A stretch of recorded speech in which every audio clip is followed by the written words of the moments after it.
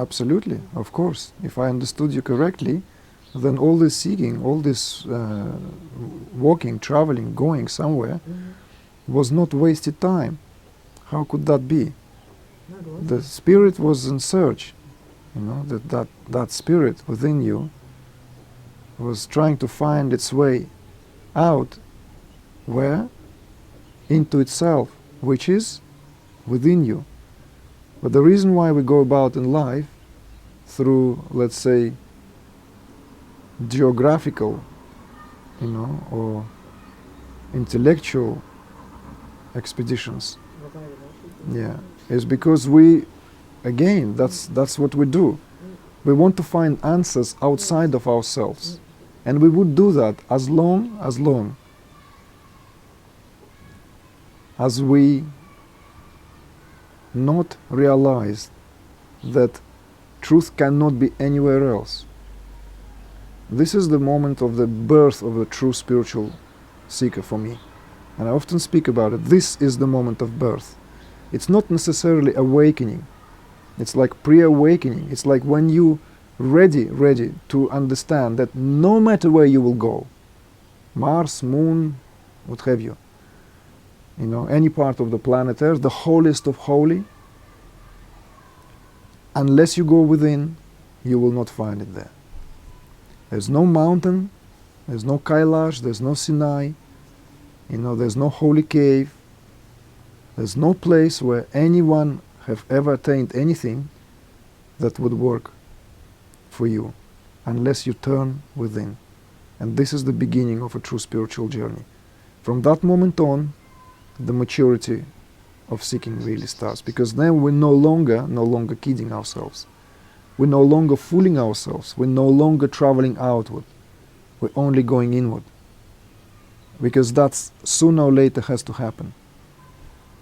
Because all journeys culminate here. And this is what we have been speaking about in terms of the importance of the heart. The spiritual heart, which is, all this yogic philosophy of, that, even when I, personally speaking, when I've experienced awakening, I was sitting there and it was just, all I wanted is to jump out of my body. I thought that's what's going to happen to me. I'm just going to exit this fontanelle of my head, like it's written in yogic books, and I'm going to merge with the divine, until the moment came in that very, very intense state that is, I'm not going to jump anywhere. There's nowhere to jump. There's nowhere to go. And spontaneously, obviously, that coincided with that gradual unfoldment. We only arrive home where we have always been. That's the paradox of spiritual journey. We can never merge with spirit anywhere, in any chakra up there, in any chakra in here.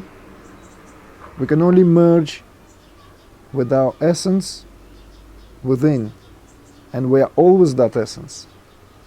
Embracing that paradox is another very important step. This is the path of self-inquiry, which I don't speak much about, but you need to know about it, because this is where you are at. This is where you're at in your spiritual path. Is that the highest meditation, as some teachers, when they speak of meditation, is that place of inner contentment, of the inner reality. And even meditational practice cannot take you there unless that cognition takes place, unless that, bringing into focus. That's what the end of this duality, the end of this world, when we bring it in perfect focus, there's only one. Has always been, and there's no chance for anything else, because that's the essence of life.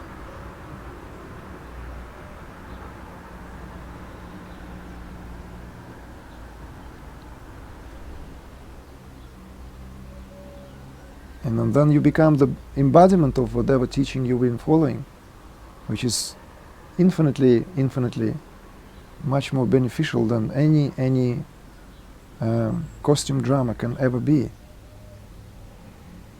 Infinitely. Because that's the true service to that, even to that given tradition. Because then Bodhisattva is realized directly, and you are that Bodhisattva because you cannot be anything else.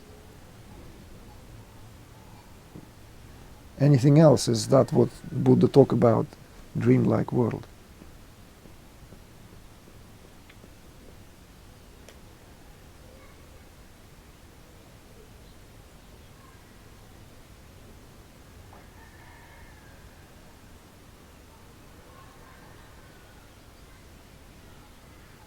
Sometimes we're just frightened to embrace the most obvious truth. Sometimes we always prefer that maybe a little bit more of the journey. It's around the corner, you know. I would prefer to drive or walk. Don't show me just yet. And that's what spiritual dialogue is all about. It's, you know, it's to that resonance. It's only spirit speaks, nothing else. Nothing else could ever be.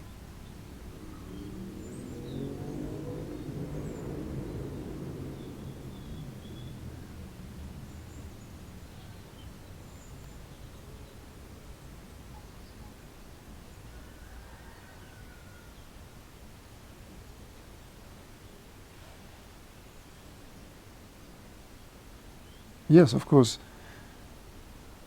Someone comes to the doctor and says, like, look, I've got these symptoms, you know, I'm not feeling well. Okay, I want a prescription. And of course, doctor can, you know, write, okay, I'll just prescribe you this and that, take it.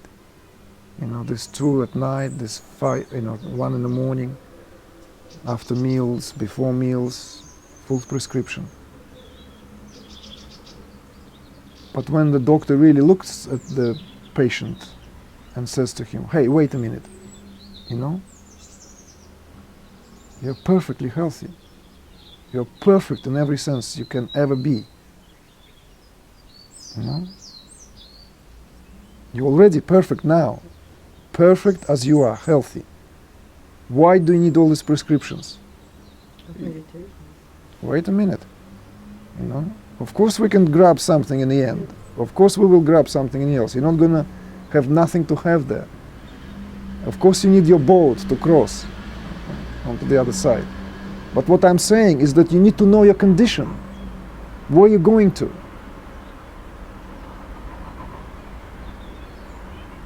It doesn't matter what prescription is, doesn't matter what meditation you learn, if you still think you're going to become something else. It's not a true journey. That's why there is this Sambhava Paya, you know, like one of the greatest. There are different upayas, you know, like different instructions. And this instruction is the first of all, you need to remind the seeker of his real condition. And from that, everything else unfolds. If that's not enough, then we'll try something else, you know. If that's not enough, we'll try something else. So the degrees gets diluted. But the condition needs to be reminded, you know. You need to know that you are perfectly healthy before you even start any recovery. It's actually very, very healthy, you know, in the sense that it's very, very, very good to know. Because the psychological climate, you know, is very much influenced by the way we think, by the way we have this mentation, you know, by the way by the way the ideation rules all our states, you know. And if you have that very clear, at least first understanding on the level of the intellect, and that's how the self is first cognized, on the level of the intellect. This is where so-called Brahman knows itself. It knows itself through the intellect first. Because it's the highest faculty in you. If you know yourself as this, then everything else proceeds from there.